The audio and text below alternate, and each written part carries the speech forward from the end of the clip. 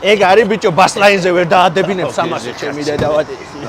ბიჭო ტოსლედი მაგრად მევასებ. აქ ვიცი ჩვენი უფროსის ბავშვს შკოდა რომ დაუწუნინგეს რა, ეგ არის. ესენი ნახოთ რა შეუძლიათ ბიჭებს.